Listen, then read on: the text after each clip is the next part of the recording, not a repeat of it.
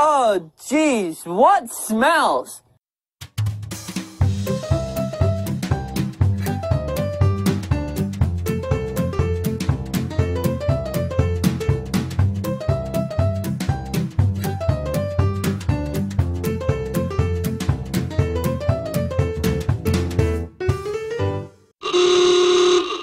Well, that stinks. Okay, record. Hey everybody, and welcome to a new episode of Blue Cheese. Blue cheese. I'm your old pal, the Moo Cow, aka Paul A. Presenza, and I'm here with Jonathan A. Moody, aka the Blu-ray Hunter, and I think that is. Uh-oh. and We might want to restart that. That's a good outtake, but. it's recording. All right. So last time I was here with Just Jen and her boyfriend Dylan, and we watched Killer Clowns from Outer Space, which was a classic 80s stinker. So we had to come back with another classic 80s stinkers, and we did Slave Girls from Beyond Infinity. From Beyond Infinity. Not just sort of away from infinity, but Right. from beyond. And we're kind of coming sort of from behind because February rolled through and we had stuff to do with Six Flick Productions, and it just ate up all our time, and we were unable to sort one out. That was March. March. Yeah. So we had the February one. We had to skip March. But now that it's in April, we had time, so... And I'm back in Virginia, so we figured we would get a bunch of ones done, and this was one of them. Right. So Slave Girls from Beyond Infinity, which is a full moon sci-fi movie, and since it's sci-fi, we have NASA Monkey here with us. NASA monkeys. And this is a movie that I saw back when it came out, and it actually came out in the theaters back in the late 80s. And oh yeah, by the way, before I forget, we decided to pair this movie up with some cheese pizza. Cheesy pizza, very cheesy. Because this is the show where we pair cheesy movies with cheesy snacks. Oh, so, this was a fun movie from back in the day. And like I said, I remember seeing this when it first came out. And I'm going to love any movie with boobs and robots. I mean, that's just kind of the way it is. Boobs and robots. Boobots. It's really what it should have been called. But basically, this is a sort of full moon revision or revisiting of a classic old movie, Most Dangerous Game, which was a classic. It was 1929, 1930. But basically, the idea is that you have these people who get stranded. You know, originally it was on an island. This time it's on a planet, and they have to deal with this crazy hunter guy who's all about hunting people instead of trophies, or at least those are his trophies. So basically what happens is Elizabeth Caton and what was her name, Cindy Beale, show up with their boobs onto this planet. They crash onto it. I'm not exactly sure how. It didn't really make a lot of sense, and they were kind of... Darla and Tisa. Yeah, they were kind of sort of trying to explain it, but honestly I was just watching them. So they crash land on there, and Zed, who is their host, played by Don Scribner from way back in the day. He looks like, if you look on IMDb now, he looks like Santa Claus. He's got the big white beard, and I mean, it's... As you do, man. Hey, you know, he's older now, but I mean, maybe that's the thing. Maybe that's his typecast. Sure. So he plays the evil hunter guy who has two bickering robots as buddies, Rick and Vac. And I'm telling you what, they were a lot of fun. They actually kind of made the movie for me. I mean, it was great to see the girls, but the robots were fun. Yeah. Did you think so? I thought the robots were fun. I don't think Rick was I think Rick was the Flock of Seagulls Oh, guy. Rick was Flock of Seagulls. That's right. I think there's Vic. Oh, that's right. It's Vic and Krull, I think, or Krull? Yeah, hold on. Something like that. Krell. Krell, that's what it was. Yeah. So Vac was Kirk Graves, and what was the other one? Randolph Roebling played Krell. Right. Rick was played by Carl Horner, and our nickname for him was Flock of Seagulls because he had that classic 80s hair in the front and the back. You know, business in the front and whatever, party in the back. And his sister was played by Brink Stevens. Brink Stevens! She was Sheila, and she did. This was like, I think, one of her first like big roles and everything. It was the one that kind of helped launch her career, because she went on to do a lot of other a lot of other movies, especially for Full Moon. And right. So one of the greatest things about this movie too is the fact that it inspired a little movie called Trophy Heads, Yay. which was done by Full Moon and was a throwback to this movie with a bunch of the other films that people have died in or whatever.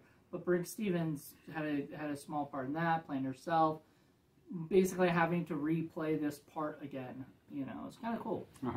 And it's funny because, you know, Brink Stevens has kind of gone on to become such a huge international scream queen, famous actress. Not to say that that didn't also happen with Elizabeth Caton, but it's just that she was kind of in the ascendancy at this point, whereas Brink was just kind of starting. And, yep. Which is funny, because Elizabeth was younger. Right. Well, you know, it was in the 80s, and if you were blonde and you had a larger rack, you tended to get all the parts. I mean, that's just kind of the way it is. Hey, I was happy with everybody's rack in this movie. It was the 80s, man. What can I say? A lot of coke, a lot of crappy films, but this one was kind of fun. And then let's not forget Tisa was played by Cindy Beale, who actually did a pretty good job. I thought she did a great job. I mean, yeah. So throughout the movie, she had a fun part because in the movie, Darla and I guess Rick are out exploring and trying to find out where the sister Sheila is. So Sheila's been kidnapped. Because there have been several groups of stranded people there that the hunter's hunting. Right. So he's planning to hunt them, but he wanted to wait, I guess, for Rick. And he was going to kill Rick first. Then he was going to hunt the women. And so Zed has them go off to bed. Darla and Rick meet up, and they decide that they want to go explore or whatever, look around, try to find the sister, while Tisa is running around trying to basically keep track of the people. So one of the things she does is distract the robots. She really does distract the robot. It was hysterical. The best scene in the movie probably is like her coming up and going, "I'm gonna go swimming and I don't have a bathing suit, so you know, you can come with me if you want, you know, right?" So she goes to leave, and the robot's like, it's like, yeah, I'll follow her.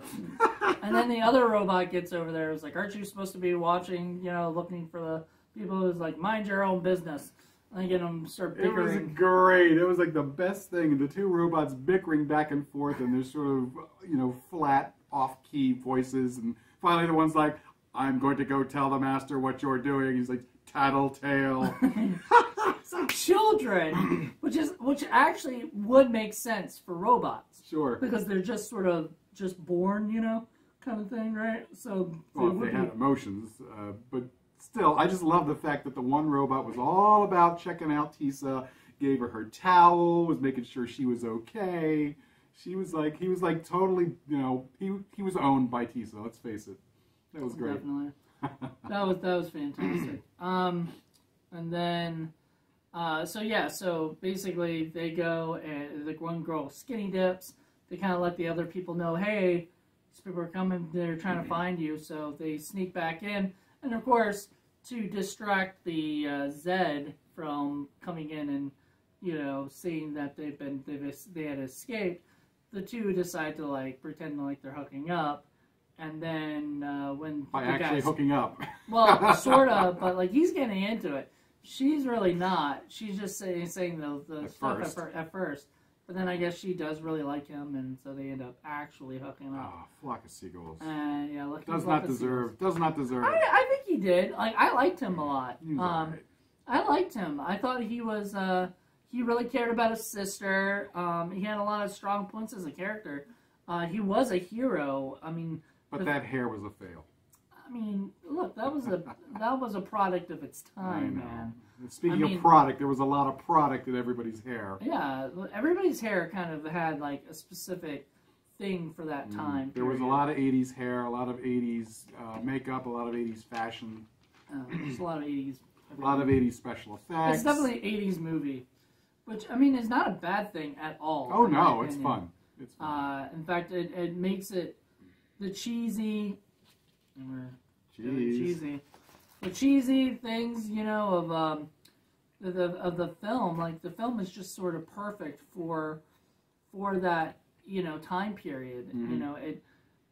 what I really like about it is, considering this was my first time seeing it, and Paul was surprised. Yeah, I was very surprised. Knowing I am a huge full moon movie fan, I just hadn't seen it. Like, it's just one of the ones that I wanted to cross off my bucket list. Just with also the other one is Cannibal Girls in the Avocado Jungle or whatever. I got that too. That'll be another blue cheese eventually, I'm sure. Maybe we'll have avocado or something. Yeah, I hate avocado, but I gotta get it in Blu-ray first. I only have it in DVD. I saw it at Nightmare Toys on Blu-ray, but it was like $20, which is the I think that's the standard you would get at full moon. So it's like on retail, but and this is a cool period for full moon too. You know, it's very different than the movies that they do now. You know, it just seems like they had a bigger budget back then. And well, yeah.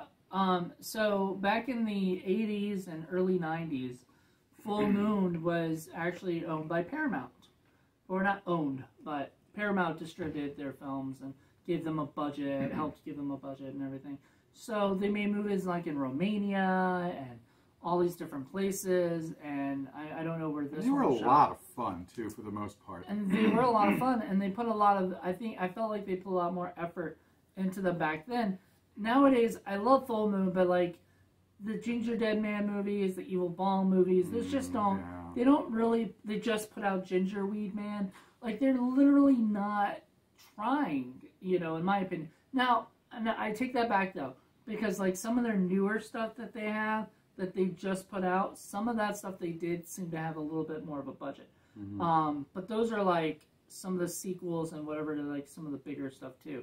So if they did like a sequel to this, they probably would try to get a budget or whatever, or a remake of this or whatever. But it's just a great time period because that's when all the classic Scream Queens of the 80s were there, and they worked with a lot of the Full Moon Pictures, and there was just, you know, a lot of the doll movies. I'm surprised Linnea Quigley was in this movie. I know.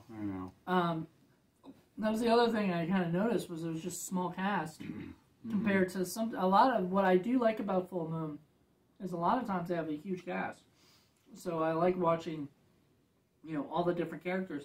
This one had a pretty small cast, which normally it bothers me because I like big casts. I like seeing a lot of characters and a lot of stuff. But this did not bother. I mean, this was great. It had the 4 castaways. It had the 2 idiots that the girls get away from in the beginning.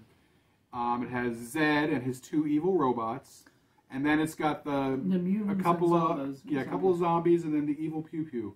I think that's a mutant. I think that's the mutant. Yes, that's the mutant. I don't know. It didn't say evil Pew Pew. So. I called him an evil Pew Pew because that's kind of what he was. He had a big hump, and he had a Pew Pew arm.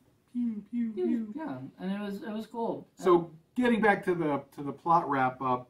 You know, he finally kills Flock of Seagulls, and then after he hunts him. Yeah, after he molests poor Brink Stevens, he says, "I'm going to hunt all 3 of you, but I'm going to give you a chance." And he gives them some knives, and he gives them an map, hour. And he gives them an hour and says, "If you can get to this hidden temple, I've got some weapons in there, and that'll give you a fighting chance because." It's more fun for me. Right. I think it's, you know, I agree. Like, I think that is more fun for the, for Zed. Like, he wants the challenge, you know? So, that's why I think, and we'll get to the ending in a few minutes, like, but, you know, the ending kind of happens in a way where, you know, he lost, right. You know. He's got this trophy room full of heads of all the other people that have been there. And no. So this is definitely his thing. Yeah. So yeah, he has Trophy Head Room, which once again, the movie Trophy Head sort of stole that from. And I think I've seen a lot of movies where there's the Trophy Head Room. Oh, yeah. So there you go, Full Moon, you're trending. Yeah, more like an homage than so much stealing because it's from themselves. But no, I'm saying other films do it, Sure, not even just sure. Full Moon. So yeah, it's just a thing where it's kind of cool to see all the heads of all the people that people have caught or Right. whatever killed. So the girls are trying to escape. They set up a few traps, but being the wily hunter that he is, Zed manages to avoid most of them. And at one point, he's almost going to kill Tisa. Well, he did kill Brink. And I was about to say, and Brink sacrifices herself. At least she gets shot. We assume she's dead. Yeah, she never came back, and she never left with the girls. Never left the girls. So you have to assume. I would assume that. But so we're all worried about that, and then he captures Tisa on the bridge, and the log bridge with that one scene that looked like it came out of King Kong, which I thought was pretty cool. Yeah, it was pretty neat. And just before, as he's starting to ravish her, here comes what is her name again? Elizabeth Catan's character. Oh, Darla. Darla, dressed up like a gladiator, and they have the big sword fight because they've already had the pew-pews. And yeah. There was the evil pew-pew was guarding the pew-pews in the temple, and that was also a really cool scene with the zombies coming and grabbing. And there were zombies things and stuff, which were sort of weird. But I mean, nothing surprised me in this movie because like everything was just weird. I mean, this is a guy who's got his own private planet, so of course he's going to have robots and zombies and mutants walking around with pew-pews because that's what you do. Oh, and I loved, like, from the very beginning where they showed a laser crossbow. I mean, that's just a cool... Pew, pew, pew! That's just a cool idea right there. I don't know, nobody else, I don't know if I've ever seen that. Yeah, well, I mean, it's kind of silly, but it's fun. Right, but I'm surprised nobody else has gone, that's a good idea, I'm going to put that in my movie. Right. There's no trademark on that. So they have the big fight scene at the end, and evil Pew Pew comes back and sort of, because they thought they killed him, but they didn't, and he comes back and causes havoc in the middle of the fight, and it turns the tide, and the girls are able to knock out Zed, or at least incapacitate him long enough for them to jump into his spaceship, which they complain about because it's very expensive, and they're worried about how much it's going to cost to get it fixed later. And they blast off into infinity, where they're going to explore the universe and together, to beyond. And at the last second, Zed, I guess he's feeling upset because he lost his game, and he decides to blow himself up. Well, I mean, he lost, so I think, like, honestly, he could have just said shucks. I mean, I know, but fix his robots. I think that's his character was completely like, you know what, I lost. I'm gonna sacrifice myself. Because I can't compete anybody else, or whatever. I couldn't compete against those two, that's for sure. I don't know, like, really, technically, I'm surprised that these women did win. At least, like, I honestly thought only Darla was going to win. They were very spunky. They had a lot of grit. I guess. And determination. And, let's face it, Darla figured shit out. I mean, she was able to, like, figure out the combination to get into the temple. She was able to figure out the combination to get into the pew-pews. She was smart. She wasn't just a hottie in a string bikini, although I like that part. She was pretty good. Like, completely. Like, I enjoyed her character. I enjoyed Cindy's character of Tisa. Right. And I enjoyed Brink. Like, all three of the women were amazing. They were all good, and none of the characters were that sort of stereotypical, where they were helpless or they're going to fall down and do nothing. They all fought back. They were all smart. They were all worthy adversaries. Which is weird for an 80s movie. Yeah.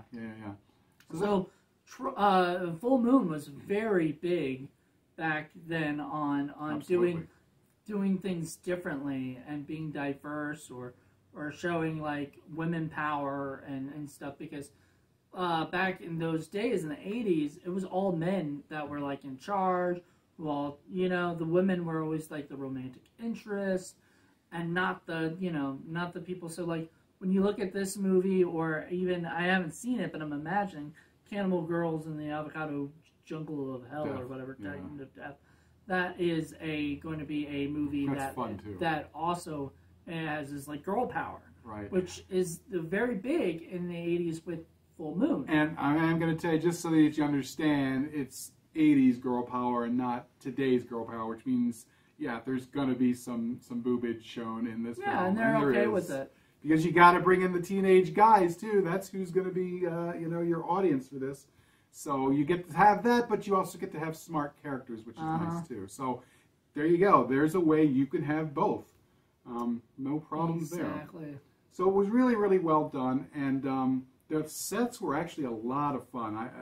The guy lived in one of those sort of, it's futuristic sci-fi, but it's also a throwback to medieval stuff because it's like a castle, and he's got all these medieval arms and medieval weapons. Again, I think armor. that's like the Romania thing. Like Probably. they probably shot some of that out there. The jungle looked kind of fake, but it looked good fake. It looked like a jungle of some kind, And they had a nice beach there. Did they shoot this around the same time as the Cannibal Girls? I don't know. I don't think so. Like maybe a year or two apart? Or something like that. I'd have to go back and look. But it actually looked pretty good. Some of the things are, like the big pew-pew guns. It was, I love how Darla gets this big, gigantic one because, in the 80s, that's what you did. If you're going to have a gun like Rambo, it's going to be a big freaking fuck-off weapon. It's not going to be something small, And she's running around with this big, huge red pew-pew going, pew, pew. That's always a lot of fun. Yeah, it was crazy. I honestly really enjoyed it. It was fun. I mean, it's kind of exactly what I'd imagine it to be in a way, except with more robots. Because I didn't even expect the robots. Yeah. I was like, well, wait a minute, what the hell is going on? Because they crash land in Earth. Yeah. So they crash land on Earth, and the funniest thing about that is, like, I guess it's Earth in the future or something? Future Earth. Future Earth. Well, it's his private planet is what he's calling it, so who the heck knows what's happened since then. Oh. Interesting. But we don't know where they're fleeing from in the beginning, so some other universe somewhere else. Well, I saw Saturn, I saw a couple of the other planets, so... Were you looking for Uranus? I was not, but I should have been. That was the joke for NASA Monkey there. Okay. He's a scamp. Yeah, he was telling you these things. When you start listening to NASA Monkey, I'm a little worried about you. But it's a good cheesy kind of film. It definitely has its cheesy moments, but it's a good one. It's definitely one that for Blu-ray it looked pretty good. Really, really good. The only problem we saw was sometimes the cheesy effects on Blu-ray look a little worse or whatever. Yeah. But hey, you know what? I would rather have that than the fact that it's not on Blu-ray, or something. I'm happy with these movies. I know he used to be a little weirded out about buying like B movies on Blu-ray. Yeah. Now he's got a whole show about it. So yeah, it was inevitable, I suppose. But it's kind of different. It's different getting a movie that they actually were trying to sort of do a low budget, fun, sci-fi kind of a film, as opposed to some other movies later on, which are just, they're just making a cheap movie and they don't really care so much. These guys cared still. Right, and I think that's amazing that, that's how Full Moon was back then. Mm-hmm. They really did care. I think nowadays, it's not that they don't care, it's like they just don't have the money to make different something that's just as cool looking or something as this. If you are an investor and want to invest in Full Moon, I say please do it. Please do. Please do. We love Full Moon. Full Moon needs more money because their stuff could be really freaking cool, It's just the fact that, unfortunately, they have, like, maybe 20 grand to make a movie, and, that's still a lot of money, but not a lot. There were no puppets in this one. It was a puppet-free Full Moon movie. I don't think he started doing puppet stuff till the 90s. Yeah, I think so. I think Puppet Master was 91, I want to say. Yeah. And so I don't think he started to do, maybe 89. Oh, it was 89. So it was late 80s, I think, something like that. So this was a little bit before the puppets. Yeah, a little bit before puppets, but, that's okay. Not every, Paul, I'm sorry, but not every horror, cheesy horror movie has to have puppets in it. I do love my puppets. But getting back to the Blu-ray for a second, the sound was really, really good. All the music was really, really good. I think it was Dante. Something Dante. Oh. He did a really good job with the soundtrack. Even though some of the effects looked a little threadbare because now you can see more of it and see more detail, they still looked good. I mean, like I said, the sets look really, really good. And sets were amazing. Even that one matte sort of scene with the log that I was saying that looked like the King Kong thing. Right. That looked really, really good. There's you a said lot of there good was stuff. some that you could tell was a matte painting and stuff. Yeah. You could tell the sets that's what that was. And that was from Blu-ray, because if you had seen it on VHS or early DVD, it would just look like and that's just it. I mean, I saw it in the theater when it came out, so I saw it on the big screen, and of course back then I wasn't noticing such things. I was just looking at the bikinis and what was inside. Yeah. And then the next was VHS. That was the last time I had seen this, was on VHS. And you're just not going to get the level of clarity on a VHS that you are on a DVD, much less a Blu-ray. Because I had never actually gotten this on DVD, because there's just so many damn movies that I couldn't buy all of them. So that's why you can't buy all of them. That's why I wanted to make sure that when I was going through my stuff and I saw this, I'm like, oh yeah, this is one of those films I want to get on Blu-ray because I skipped it on DVD. So there you go. That's actually not a bad idea, because, but sadly, so many movies haven't been on for a switch from DVD to Blu-ray yet. I know. So many haven't. Full Moon is working really hard on bringing a lot of their old stuff. They got a ton of stuff that they could release. And they got stuff that they could still release. Like, I can't wait for them to release Arcade, but if they ever do. Yeah. But unfortunately, a lot of their stuff is old, and like the transfers may not be as easy. You know what I love? Head of the Family on Blu-ray. I would be so happy they could do the Troma route and just put it on Blu-ray without actually making it better looking. Troma tends to just put their shit on Blu-ray. I don't know where the box is, but I think there's some extras on here. Sorry. Oh, it's right here. Oh, okay. You've got it. Let me put NASA Monkey back on his perch. A tribute to Elizabeth Katan. Yay! I want to check that out. And original trailer and Full Moon trailers. Okay, so no commentary though. No commentary. Sure. Still, I want to check out Ken the Dixon tribute. directed this. Yep. He did a great job. Right, direct, and produced it, as a matter of fact. He did a really good job. And Carl Dante was the Carl composer. Dante, there you go. And he did a fantastic job. And we were wondering if he was related to Joe Dante. I don't know. Yeah, I don't think so. But, I mean, just the first name, and, so it'd be cool if he was, but who knows. Yeah, it was a good film. It was a fun film, and it was a good follow-up to Killer Clowns from Outer Space, in that it was that sort of fun, cheesy 80s, early 90s kind of a vibe going on. A lot of the movies we're going to do is not quite from that period. A lot of them are going to be actually worse, so... There's a problem. Uh-oh, what's that? Oh, it's back. Sorry, Full Moon, you fucked up bad. Oh, dear. Starring Elizabeth Katan, Cindy Beale, Grace Stevens, Dawn Scribner, and introducing Carl Horner as Zed. Carl Horner as Zed? Yeah, Carl Horner was not Zed. He was Rick. Oh, dear. Yikes. Sorry, Full Moon. Like, whoever did the back of your thing fucked up majorly. I don't know. That person should be fired. Sorry. Well, maybe give it another chance. But I almost forgot. We do actually rate our films on Blue Cheese. Oh, wow. Okay. And what you do is we have these cards. And if you think that it's a good movie, you rate it a Gouda. A Gouda. Because it's Gouda.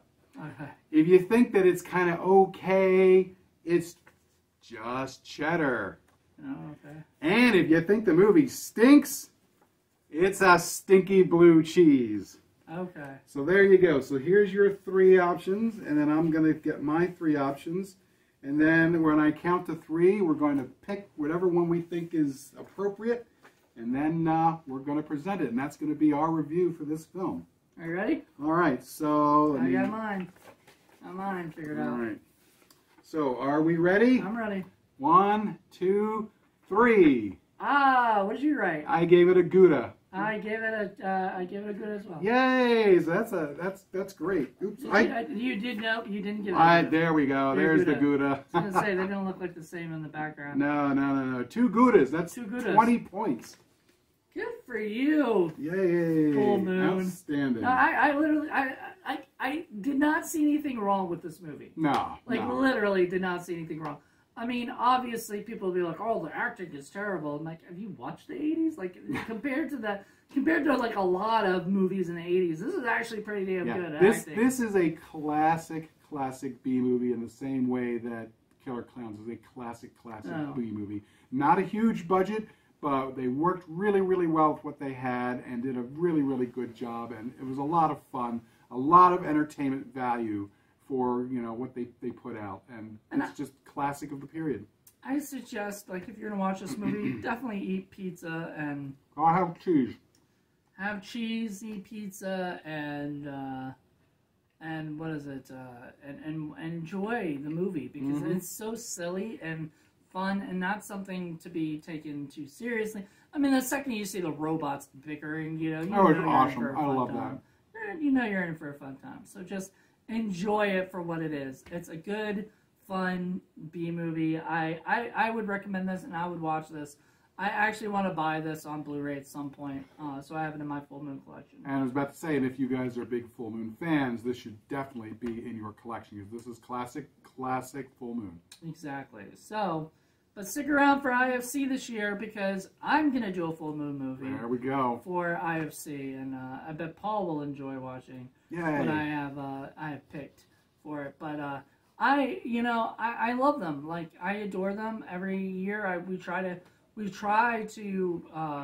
do a new Full Moon movie. We did Ginger Dead Man. We've done what's the Shrunken Heads? Shrunken Heads. Oh my God! With Boob Snuggles. Boob Snuggles were in this one too. Yes, there was. Yes, we like that. Fucking flock of seagulls. Flock of seagulls, baby. Dude, I applaud you, man. He may not have liked your character. I loved you. I just didn't like his hair, and I was jealous of his Boob Snuggles. I know. He was just old. It was jealousy. That was the whole thing. It is. Jealous of him and Elizabeth Catan. Just like Zed was jealous, and that's why they killed him. That's right. Zed was pretty fucking jealous. Oh, he was. He knew he was evil because he had a scar, and every time he talked, there was an echo. And he had the leather pants. It's true. As you do in the future. I mean, fuck, I wear leather pants for my character, and we're not even in the future. Oh, dear. All right. Well, thank you all very, very much for checking us out on this episode of Blue Cheese. Blue Cheese! We will hopefully be back next month. I'm sure we will. I'm not sure who we'll be with, but it will definitely be a cheesy stinker paired with a cheesy snack right here on Blue Cheese. Come check us out. Bye. Bye.